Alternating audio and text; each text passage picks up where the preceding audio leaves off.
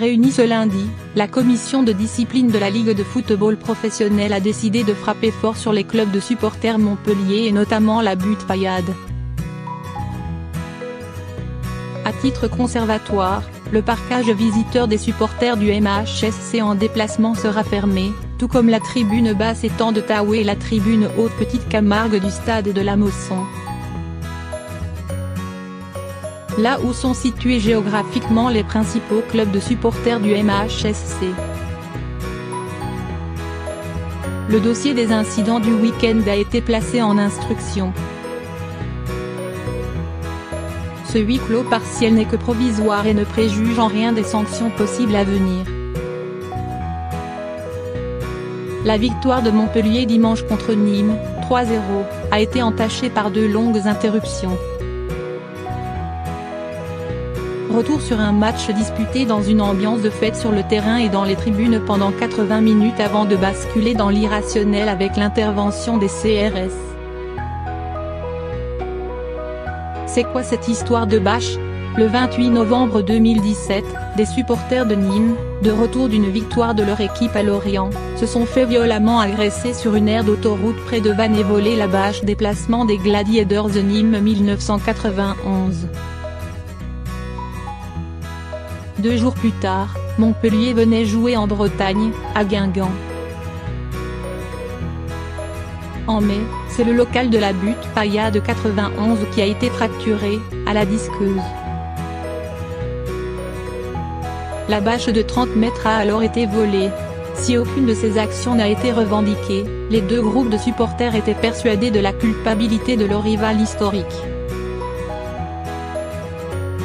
Une bâche dans le mouvement ultra est bien plus qu'un bout de plastique ou de tissu. C'est un emblème et à ce titre, c'est sacré. À quoi était due la première interruption de 7 minutes ? L'une des barrières de sécurité a cédé sous la ferveur des supporters de Montpellier après l'ouverture du score. Une quinzaine d'entre eux est tombée et 2 ont été légèrement blessés. J'ai eu peur pour l'intégrité de mes supporters, explique le président Laurent Nicolin.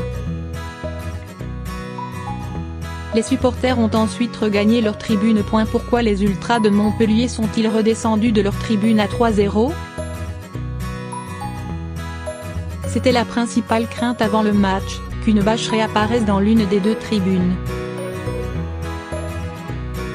Juste après le 3e but, les Gladiators ont exhibé le diable, le symbole de la butte, volé en mai. Le sang des ultras montpelliérains n'a fait qu'un tour et les supporters sont redescendus derrière le but de Benjamin Lecomte. Cette fois volontairement, pour aller le récupérer.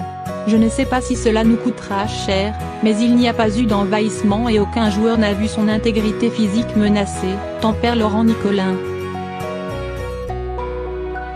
Je suis au courant de l'histoire de la bâche. Nos supporters sont blessés, vexés, mais la plus belle des réponses, c'est la victoire. Il a fallu l'intervention des CRS pour que tout rentre dans l'ordre et que le match se termine. Je veux bien comprendre les supporters, mais il faut se maîtriser aussi. Tout le monde va être pénalisé, souligne Michel Dersakarian. À commencer par les supporters de la Butte eux-mêmes, pendant que les Gladiators soutiendront leur équipe.